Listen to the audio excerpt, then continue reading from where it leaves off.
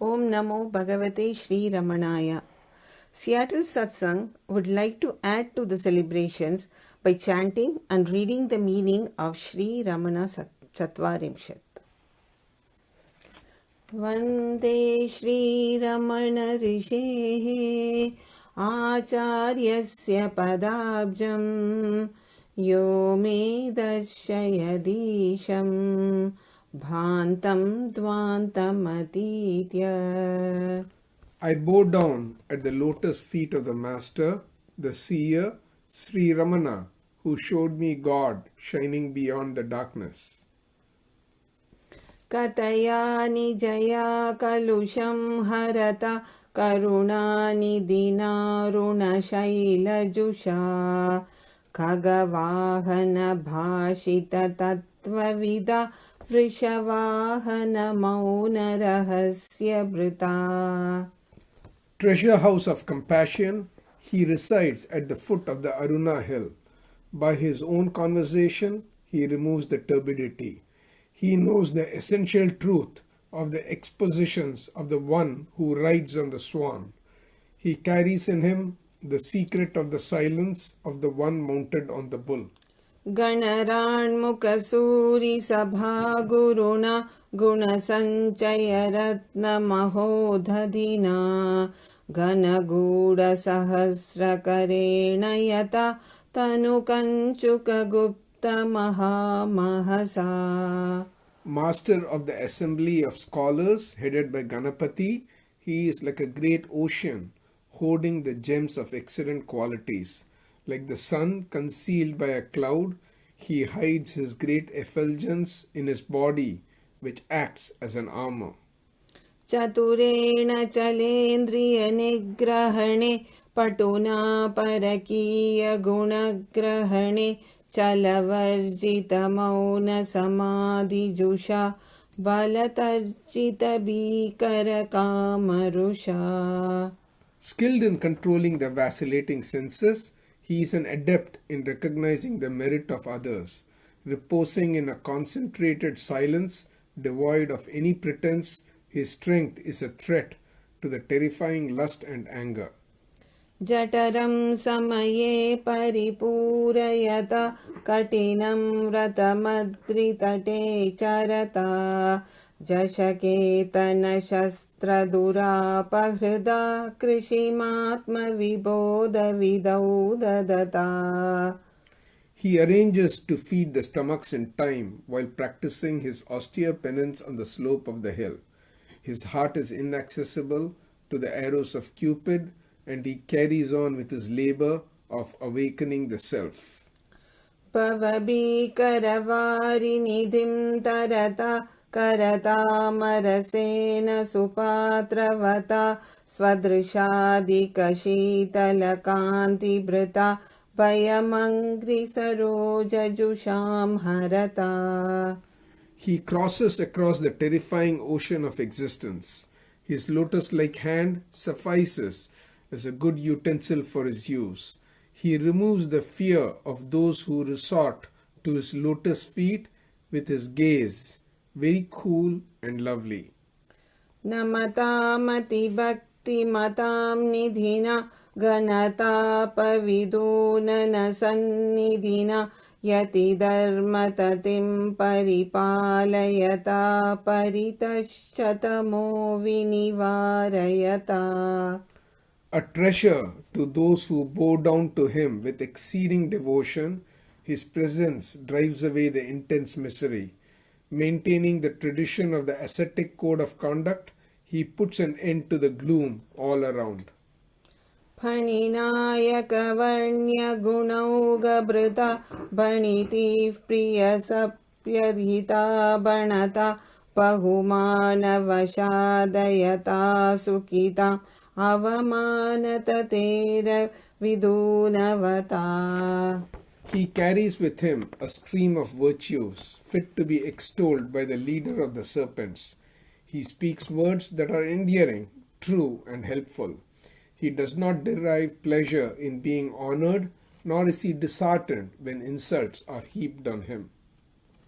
यतिनामदीपेन कुशाग्रलसन्मतिना धृतिनाशितचित्तभुवा लहरीं प्रमदस्य सदा वहता निहतान्तरशात्रवसंहितिना. Head of ascetics, his mind is sharp as the tip of a blade of grass. By his steadfastness, he has destroyed lust in the mind. He has annihilated the host of enemies inside and carries with him all the time the billow of intense bliss. भगवत्पदमन्यजनासुलभं स्वगुणैरधिगत्य परञ्जयता ममतारहितेन हितेन सतां निहतेन गणप्रभुना हृदये. By his own virtues, he has won the preeminent appellation of Bhagavan, not easily available to other people. He has no sense of possessiveness, pride, or my-ness. Friend of the good, he is held in the heart of Ganapati. धरणीधरजाङ्कमपि त्यजता धरणीतलवासितमोदुतये नरवेशभृता नगरन्ध्रकृता रमणेन सनातमिदं भुवनम्. God Skanda, who peers the Krauncha hill, has now abandoned even the lap of his mother, the daughter of the mountain, and has come down in the guise of a man. Ramana, in order to chase away the darkness of the ignorance of the denizens of the earth. This world has found in Sri Ramana its refuge, Lord and Protector. परदेशिनेव धवलेन वाससः शकलेन वेष्टितकटिविशोभिना वरदेशिकेन नरवेषधारिणा शिखिवाहनेन गुरुमज्जगद्भवेत्. The god, whose mount is the peacock, has taken the guise of a man, wearing a bit of white cloth tied around the loins in the manner of a wandering mendicant. The world will find its master in this excellent guide. अतीतगुणजालाय नैष्टिकब्रह्मचारिणे नमो मायामनुष्याय गुरवे तारकारये. Salutations to the master, the enemy of the demon Taraka, the illusory man, to the one who has transcended the net of attributes, constantly poised in his movement in Brahman. यानायात्र न केकिनां कुलपतिः स्नानाय न स्वर्णदी पानाय क्षितिबृन्महेन्द्रदुहितुर्नस्तन्यदुग्धामृतम् गानाय प्रमतेश्वरः सवयसो नैवात्र वीणाभृतो वासं शोणगिरौ करोषि भगवन् क्रोञ्चाद्रिबेतः कुतः. The head of the peacock family is not here for your conveyance. The celestial river does not flow here for your ablutions. For drink, there's nothing like the nectar of milk from the breast of the daughter of the Lord of the mountains. Here are no hosts of Pramata of equal age carrying the veena to sing to you. O Lord, the breaker of Krauncha hill, how is it that you have taken your abode on the red mountain? एकं वक्त्रमुपाङ्कवासविरहः पाणौ न शक्त्यायुधम् मर्त्यत्वं न पताकिनीन पृतना पार्श्वद्वयेनाकिनाम् वेशोलं पुनरेष मुग्धनयनप्रच्छादने भूजुषाम् अन्तर्धानमुपैषितारकरिपोक्वत्स्तन्यदायादतः. You have only one face. You are separated from the abode of Uma's lap. There is no weapon, Shakti, in your hand. You have become a mortal. On both sides of you There is no army of the gods with flags aloft. Enough of this guise by which you hope to conceal yourself from the artless eyes of the denizens of the earth. O foe of Taraka, where will you disappear from the co-sharer of your mother's milk? केचित् योगविदां पुरःसरयिते प्रज्ञानि बुद्ध्या परे साधु कश्चिदितीतरे गुरुधिया केऽप्यङ्घ्रिपद्मं तव सेवन्ते रमणाभिधानमनुजक्षेमाय जातक्षितौ द्वित्रास्त्वां गिरिजाङ्कपीठनिलयं जानन्ति देवं गुहम्. Some serve at your lotus feet as the forerunner among the knowers of yoga, some with the idea of a great jnani, some others as a saint, and a few others as a master. O one known by the name of Ramana, born on earth for the welfare of mankind, only 2 or 3 recognize you as the god Guha, reposing on the lap of the mountain's daughter. ओङ्कारार्थमुपादिशो भगवते वाणी मनोहारिणे तातायाप्युपदेष्टुमुद्यतमभूत् किञ्चित्त्वदीयं मुखम् ज्येष्ठस्याद्य सहोदरस्य गुरुतां प्राप्तोऽसि गौरवात् सुब्रह्मण्यकनिष्ठतामपि गतः सर्वाधिकस्त्वं गुणैः. You expounded the meaning of Om to the Lord, the captivator of Saraswati's mind. Your mouth was intent on imparting something to your father too.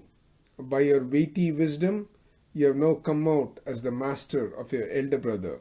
Though your junior, O Subramanya, you have by your merits outstripped all your elders.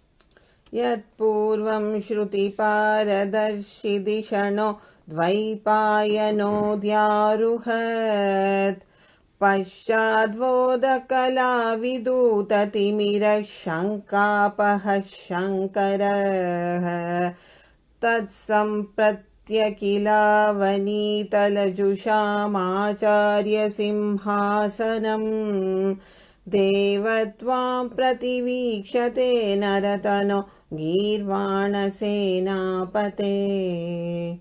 The throne of the teacher of all the denizens of earth, once mounted by Vyasa, whose intellect saw the other shore of the Vedas, and later by Shankara, who removed all doubts and drove away the darkness of ignorance with a fragment of his illumination, now awaits you, Commander-in-Chief of gods, God embodied in a human form.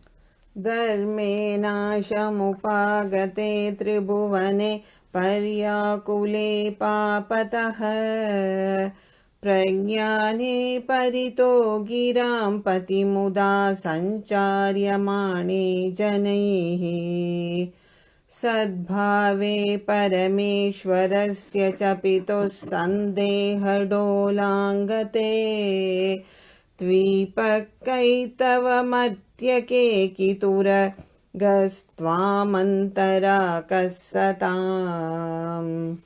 Now, when righteousness has been destroyed, when the 3 worlds are in the turmoil of evil, when people vainly bandy about knowledge in terms of words, and when the very existence of the Supreme Lord, the Father, is in vacillation and doubt, who else but you could be the refuge of good people, O peacock born in the mask of man?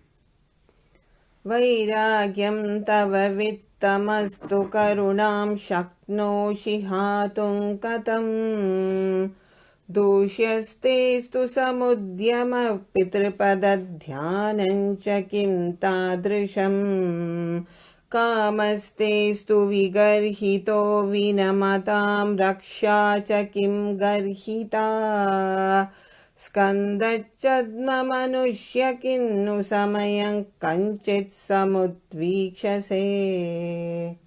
Let dispassion be your wealth. But how can you abandon showing compassion? For you, directed effort may be blameworthy, but can meditation on the feet of the Father be in the same category? Let desire be contemptible in your case, but would you, on that score, withhold the desire to protect those who bow down to you? O Skanda, master's man, do you yet bide your time? दूरं याहि कुवादधर्मवृषते नेतः परं पङ्गुता दुर्भ्रान्ते भुवनं जहीहि परितो वर्धस्व संसत्सदाम् सोदर्येण समन्वितो भुवमिमां प्राप्तो गुरुग्रामणीः शूरान्तः पुरनेत्रविभ्रमहरो देवो भवानी सुतः. Get away, crooked argument, O bull of righteousness. You will not be lame any longer. Leave the world, bewilderment. Everywhere may the tribe of good men increase. The master of masters, the Lord, the son of Bhavani, the vanquisher of Sura, has come to this earth accompanied by his brother. जन्मस्थानमवाप्य गुप्तमहमो यो भेदमादूतवान् भूतानां चरता पृथग्विदधियामात्मैव यो भासते देहं सर्वमिदं जगच्च विभवादाक्रम्य यः प्रोल्लसति एकस्तं गुरुमूर्तिमानमतरे लम्बोदरभ्रातरम्. Having arrived at the secret birthplace of the I, he has cast away the differentiation. He shines verily as the self of all animate beings, having distinct and divergent conceptions. He is resplendent as the one seizing by his glory the body and all this universe. O ye men, bow down to him, the brother of Ganapati, the master embodied. अन्तर्यश्च बहिर्विदूततिमिरं ज्योतिर्मयं शाश्वतम् स्थानं प्राप्य विराजते विनमताम् अज्ञानमुन्मूलयन् पश्यन् विश्वमपीदमुल्लसति यो विश्वस्य पारे परः तस्मै श्रीरमणाय लोकगुरवे शोकस्य हन्त्रे नमः. He is resplendent, having arrived at the eternal status of light which chases away the darkness inside and outside. He strikes at the root of ignorance of those who bow down to him. Even when he perceives this universe, he is beyond it, on its other shore, shining. Salutations to such a one, to Sri Ramana, the master of the worlds and the slayer of grief.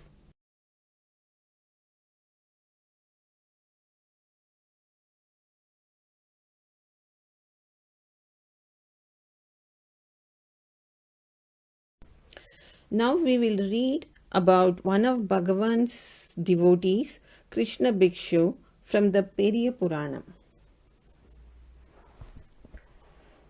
Venkata Krishnaya was a Sanskrit and Telugu scholar. He was popularly known as Krishna Bhikshu, meaning Krishna the Mendicant. As a child, he went to his uncle's house where he saw a picture of Ramana Maharshi. He was irresistibly drawn to it. His uncle had been with Bhagavan in Virupaksha cave and was one of the first questioners in Sri Ramana Gita. Krishna Bhikshu too had a copy of Sri Ramana Gita, which he started reading with keen interest even at that young age. When he was studying in the law college in Chennai, he happened to meet Kavyakanta Ganapati Muni at a friend's house.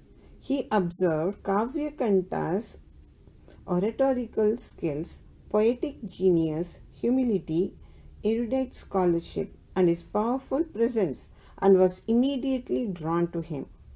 On that day, Kavyakanta was extolling and adoring his guru Ramana Maharshi so beautifully that Krishna Bhikshu wondered that if this man was so great, how much greater his guru should be.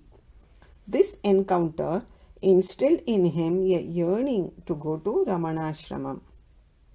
He finally arrived in Ramanashramam with a friend and saw that Bhagavan was simplicity itself. An atmosphere of homeliness always surrounded Bhagavan. He asked the master, "Please give me spiritual guidance." But before that, let me tell you what I currently practice. I do the Gayatri Japa and Pranayama, but some of the breathing exercises are upsetting my health. Please guide me. Bhagavan's words to him were, "Stop everything. Always have Advaita Drishti, a non dual outlook." Krishna Bhikshu did not understand the full meaning of this at that time, but he visited Bhagavan again in 1930. During this period, Bhagavan was available at all times. Devotees would sit around listening to Bhagavan tell stories, answer questions, joke, and laugh. Krishna Bhikshu told me that those were the golden days in his life. There was a time when B.V. Narasimha Swami, having completed the draft of his book, forwarded it to Krishna Bhikshu for his suggestions. Bhagavan smiled when he saw Sudhananda Bharati, Kavyakanta Ganapati Muni, and B.V. Narasimha Swami because all three were together in the political field. Now, giving up politics, they were together in the spiritual field. Bhagavan laughed about how the three were once more coming together, this time for spiritual reasons. Inspired by B.V. Narasimha Swami's work, Krishna Bhikshu felt that he too should write a biography in Telugu, his mother tongue. He did so within a month, basing his material on B.V. Narasimha Swami's self-realization. Krishna Bhikshu's relationship with Bhagavan was unique. Bhagavan was a very great and fatherly person. I trusted him totally. I meticulously followed his guidance as I was sure that I was in the safe hands of Bhagavan. I had no cares. I just loved him with the whole of my being. I lived my life by his side, eating in the same room, sleeping in the same hall, chatting and joking, but all the time being tied fast by his immense love and attention. Day and night, I felt that he was watching over me, keeping me on the lap of his stupendous awareness and letting me grow in spiritual stature by his sincere interest in me, he affectionately recalled. One day, when Bhagavan was chopping vegetables in the ashram kitchen, Krishna Bhikshu asked his permission to help. He took up the knife thrice, but each time Bhagavan insisted that he put it down. When Krishna Bhikshu protested, Bhagavan asked him, "Do you cut vegetables at home?" "No, I do not need to do it at home," he replied. Bhagavan smiled and shot back, "Well, are you not at home here?" This simply meant that while doing arduous sadhana, one should give up the idea of doership in every activity and abide as the self. Then you are always at home, in the heart, in the state of I am.